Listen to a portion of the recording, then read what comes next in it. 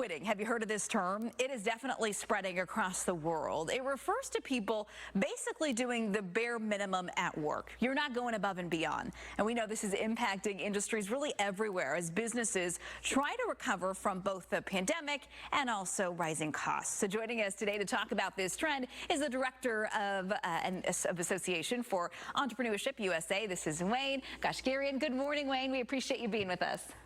Well, thank you very much. Good morning from Fort Lauderdale, Florida. Hello there. So quiet quitting, this is a term you've seen a lot in the news over the last week or two. Is this something that is new or has it always been around? Well, I think it's new because, you know, with the pandemic that we've had over the last couple of years where people have had to work from home, you know, at the beginning, it was kind of a fun thing in your home. You don't have to commute and you take your kids to school in the morning.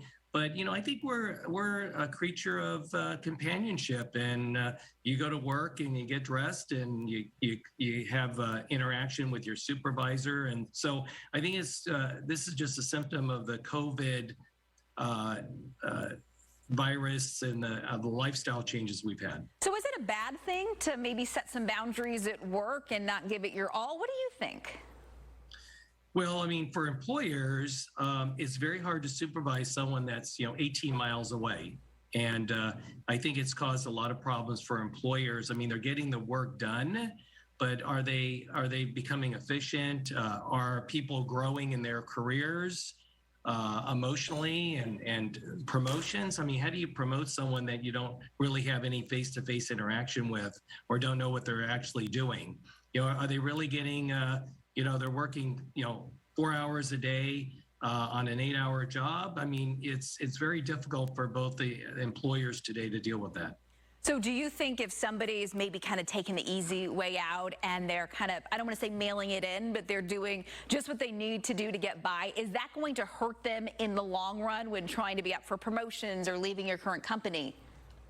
You know, I think it hurts both. I mean, I think it hurts the employee because they're not getting what they really want out of their job. And it hurts the employer because they're not managing their staff effectively. I mean, you know, working at home is all well and fine for maybe the older generation that's been in that position for a long time. They got their tasks dialed out. They've already received whatever promotions they're going to get. But for this younger generation, who is learning how to, you know, get up in the morning, go to work and be there on time and do all those other things. I really think it's really hurting this younger generation in many more ways than they think. So Wayne, whether somebody's working in person or remotely, and they want to set some boundaries, what do you do? Because I know some industries out there, I mean, you give your all and you feel like you're married to the job. How can you do a good job but not feel like you're married to it? Well, you're talking to someone that works almost 7 days a week. Oh, so. Gosh, great. So, you know what? I think it comes down to self-discipline. I mean, I think it comes down to the person and how committed they are to their career, to their advancement, how they communicate to their boss about taking on other tasks if they have time for. I mean, that's what I look for my employees when they come to me and say, hey, my daughter just started working for me and I gave her a whole list of things to do. And she calls me up the next day and said, I'm done. What else do you want me to do? Employers need that interaction, especially remotely, because they're not physically there at the workplace. So are you the kind of person that goes on vacation but is still working?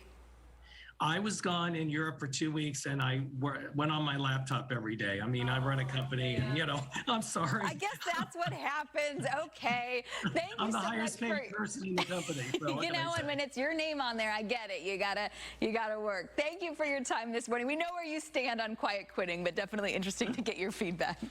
Thank you very much. Appreciate it.